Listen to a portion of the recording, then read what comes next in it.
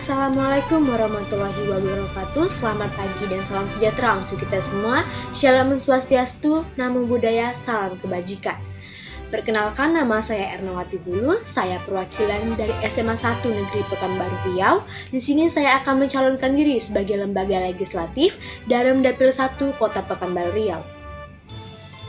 Indonesia adalah negara yang tua, bahkan pada saat ini Indonesia sudah berumur 75 tahun dan hitungan hari lagi kita akan merayakan ulang tahun Indonesia yang ke-76 tahun. Namun demikian, apakah cita-cita dan visi misi besar Indonesia sudah terwujud di dalam Undang-Undang 1945? Hal tersebut masih kurang terrealisasikan dikarenakan terdapat penghambat baik dari dalam maupun dari luar. Manusia akan mudah terpengaruh dengan apa yang dia lihat. Oleh sebab itulah, ketika pada dasarnya tontonan kita kurang beredukasi, hal tersebut akan menjadi ancaman kita dalam membangun sebuah bangsa yang cerdas. Dalam menangani hal tersebut, maka kita harus memiliki sebuah lembaga di mana industri-industri televisi di Indonesia memiliki lembaga yang independen sebagai kewenangannya. Ketika lembaga-lembaga industri tersebut adalah lembaga-lembaga independen, otomatis siaran-siaran tersebut tidak perlu diragukan lagi dikarenakan siaran tersebut akan disiarkan sesuai dengan Undang-Undang Nomor 32 Tahun 2002. Status quo kita pada saat ini, di mana siaran di Indonesia masih kurang sesuai dengan Undang-Undang Nomor 32 Tahun 2002 dan kurang beredukasi. Hal tersebut dikarenakan industri televisi masih terfokus kepada keuntungan pribadi dan keuntungan semata tanpa memikirkan apakah siaran yang dipertontonkan adalah siaran yang layak untuk dipertayangkan. Ketika posisi sekarang masih tetap dipertahankan, maka hal tersebut akan mempersulit kita dalam membentuk sebuah masyarakat yang cerdas dan membangun masyarakat yang berkualitas. Ketika yang ditonton saja tidak sesuai, bagaimana bisa karakter yang berintelektual dapat terbentuk dengan baik? Jika saya menjadi DPR, saya akan menggunakan fungsi saya sebagai fungsi legislatif, di mana saya akan memperkokoh Undang-Undang Nomor 32 Tahun 2002 pada pasal yang ketiga, di mana pasal ini menjelaskan bahwa penyiaran merupakan tempat terbentuknya watak dan juga jati diri bangsa Indonesia dalam mencerdaskan kehidupan bangsa. Oleh sebab itulah, ketika pada pasal ini akan diterapkan dan direalisasikan, maka hal tersebut akan mempermudah kita dalam membentuk masyarakat yang cerdas.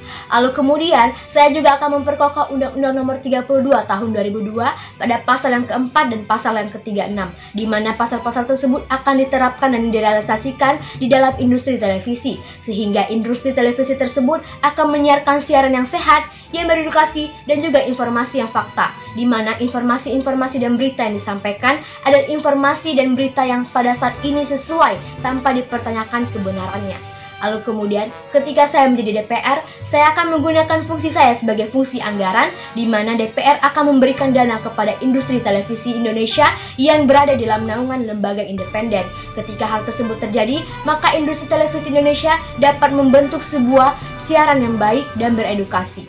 Lalu kemudian saya akan menggunakan posisi saya sebagai fungsi pengawasan, di mana DPR akan melakukan pengawasan ketat terhadap KPI, di mana KPI adalah tempat Komisi Penyiaran Indonesia, dan KPI memiliki tugas sebagai tempat pengawasan dan juga pengkritisi terhadap siaran-siaran yang disiarkan.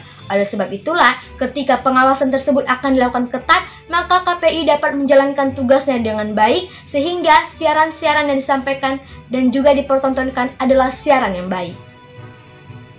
Ketika saya menjadi DPR, maka saya akan melahirkan sebuah ide baru, di mana ide saya yang pertama adalah anak-anak yang masih usia dini dapat menonton animasi, di mana animasi tersebut akan memberikan sebuah makna cerita yang akan mudah ditangkap oleh anak-anak tersebut.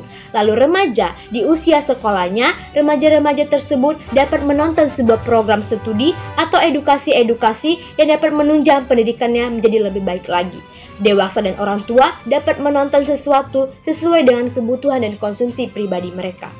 Dan ide yang kedua adalah di mana saya akan mengadakan rapat dan membuat sebuah lembaga yang baru atau organisasi yang baru, di mana lembaga ini memiliki kewenangan yang lebih tinggi dari KPI, di mana KPI hanya memiliki tugas sebagai pengawas dan juga pengkritisi. Lembaga baru ini memiliki tugas yang lebih tinggi di atas tingkatan dari KPI. Tugas yang pertama adalah lembaga ini dapat menghentikan tempat proses penyiaran tersebut atau episode-episode siaran yang akan diberlangsungkan. Lalu yang kedua adalah lembaga ini dapat menyensor adegan-adegan yang tidak sesuai dengan Undang-Undang Nomor 32 Tahun 2002. Lalu yang ketiga, lembaga ini sebagai tempat penampungan aspirasi-aspirasi masyarakat, baik remaja maupun masyarakat, di mana pada saat ini remaja-remaja sangat aktif dalam media sosial.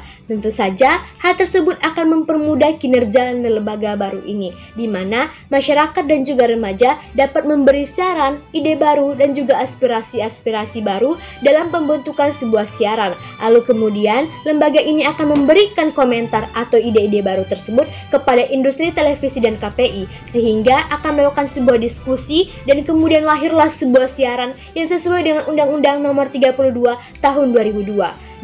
Dengan demikian, kita sudah menjadikan remaja sebagai jembatan untuk menuju bangsa yang cerdas dan berkualitas. Dikarenakan remaja dengan usia dininya sudah ikut berpartisipasi dan ambil alih dalam pembentukan sebuah siaran yang sehat dan beredukasi sesuai dengan undang-undang. Ketika hal tersebut terjadi, maka peningkatan sumber daya manusia di Indonesia akan meningkat, sehingga sumber daya manusia di Indonesia dapat bersaing di era globalisasi pada saat ini. DPR adalah Dewan Perwakilan Rakyat, di mana DPR menjadi tempat tangan kanan rakyat dan tempat kepercayaan rakyat. Oleh sebab itulah, DPR harus bisa menjaga kepercayaan rakyat dan dapat mewujudkan impian dan cita-cita masyarakat yang sesuai dengan Undang-Undang 1945 tanpa merugikan pihak manapun. Mengisi ruang kosong pemerintah, bertindak nyata bukan dengan banyak kata. Saya Ernawati Hulu, undur diri.